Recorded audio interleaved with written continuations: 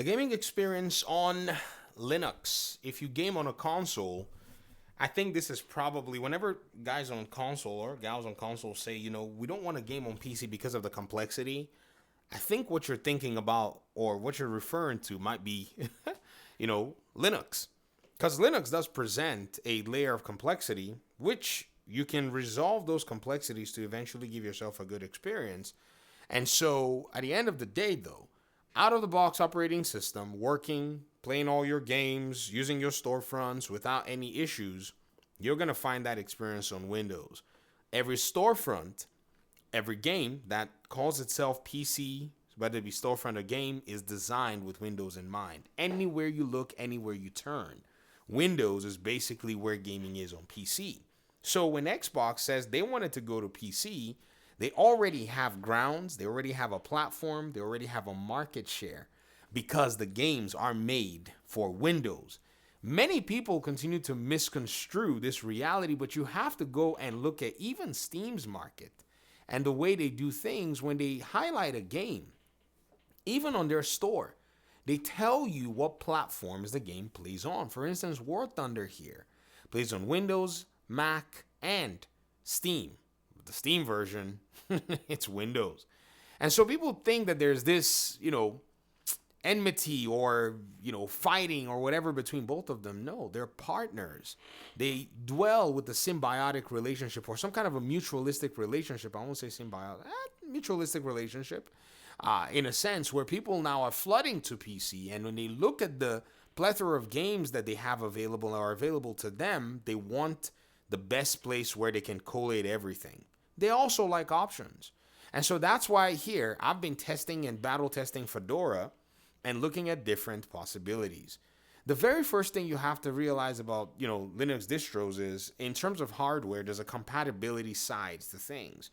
So first of all, I took the opportunity to, work with a buddy of mine who's basically has abandoned Windows for the most part to get a Fedora, distro running on my PC. Went ahead and installed it.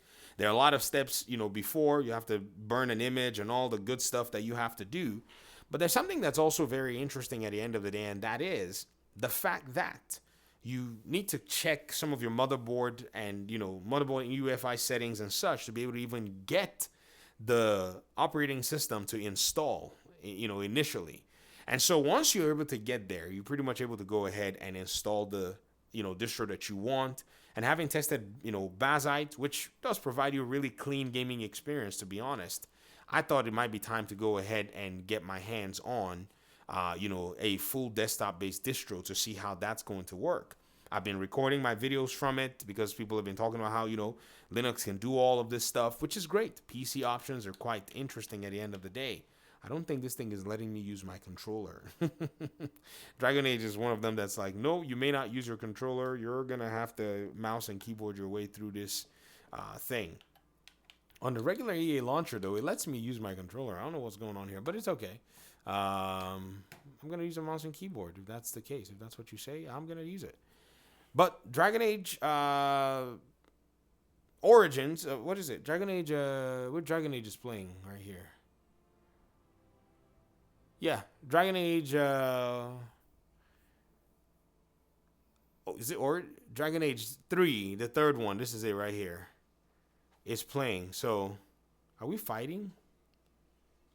Are we already fighting? Oh, they're training. Okay.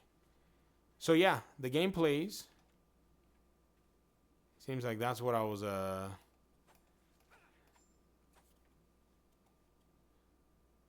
Okay, so that's my party and stuff. But even the mouse and keyboard controls are a little awkward. They seem weird. Oh man, I already missed a controller. Huh. Maybe in the settings somewhere you can turn on your controller settings. But as I was saying, you kind of go ahead and get that, in place, and then you have to install a lot of these different dependencies and so on and so forth. And man, it's a whole different, ball game. It says use gamepad or mouse and keyboard. It's locked. This is going to be changed if an X input compatible controller is connected when the game is started.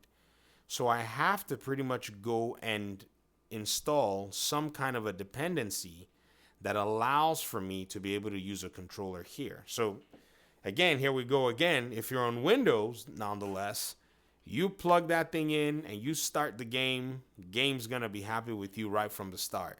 It's gonna get the job done, but apparently that's not happening here. And my buddy who helped me set up this Fedora, you can set up a distro. It's not hard, but when I say setup, I'm talking about like ensuring that all the dependencies that I needed to kind of get going and replicate my use case on a PC was all in place. He pretty much gave me a caveat and said, "Hey man, you're gonna need to go ahead and Inquisition. Sorry, did I say Dragon Age Origins? No, I meant to say Inquisition. They went ahead and told me, that these are some of the things you're gonna have to deal with in terms of that. So it's here on sale on Steam, but I'm not buying it twice unless it's like $1. I'm not giving them money twice for that. But you got to see pretty much that game launch. There are other titles that I've also been able to import from different storefronts, and I've been battle testing them as well. The Witcher 3 is one of those. I've been able to sync my save files. I've been able to launch the game and play a little bit of it. It really does, make a difference. But one really interesting thing is the moment you jump in and when you kind of tell yourself you want a game, you have to first go in to get Heroic Launcher. And then you can go as well to follow the steps in getting, Steam as well installed on your machine. Windows, go to the website, click download, install Steam. Linux, that's not the way it goes. You gotta do things differently. In fact, I was telling him, he was like, no, you can't do that. And so, we walked through the process and did all of that, and you can research all of that. But the layers of complexity that you're going to have to deal with, and like I said at the beginning of this video, is pretty much these layers that a lot of console gamers perceive in their minds when you say, PC gaming. They think you really have to go do all of this stuff. Linux, pretty much is it's a distro that allows for you to do a lot more customization. And there are a lot of people who write all kinds of different, parameters and stuff for it. So yes, it's a thing, at the end of the day, right? So when it comes down to it, let's go back to The Witcher 3 and let's play. So when it comes down to it, you really gotta tell yourself and say, okay, how much of this do I really want? And so for the user who wants to jump into PC gaming, who, maybe you're not a programmer, maybe you haven't worked in an environment where there's a lot that's necessary, and this is The Witcher 3, it also fired up, and it's using my controllers as well too. Where you've never necessarily delved into these environments, I say Windows is a good place to start. Also, keep in mind that you get to, you will lose access to a lot of Xbox's games, and you'll lose access to a huge chunk of Xbox's services with Game Pass. But if you don't care about Game Pass, oh man, I think, you already have yourself an operating system that's going to rock about 90+% of games that are coming out, if not maybe 95%. And then the other piece is the games with anti-cheat and all of the above. And so right now, this experience from a desktop perspective has been a lot of fun for me. I cannot emphasize how much this actually does rock. You know what I mean? Okay, they want a tango. Mm-hmm. Mm-hmm. Mm-hmm. Mm-hmm. Mm-hmm. Oh, the combat here is actually sweet. There we go. There's another. Oh, there you are. Okay, they're all dead. And so that's pretty much, in my opinion, a few things that you need to take into account when you're actually, trying to delve into this whole thing. Because if you go delve in and you have not done your research properly, you will have serious, whiplash as to the learning curve that's out here. And then you're going to run and go install Windows, which will then give you access to all of your benefits with less, complexities and stuff. But does it provide you, a few things like people don't like on Windows? Yes.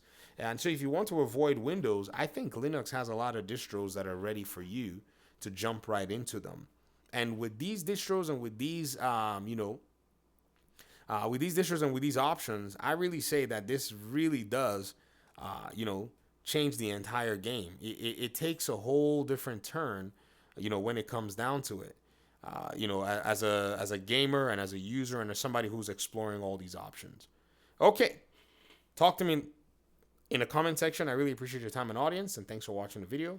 Peace out.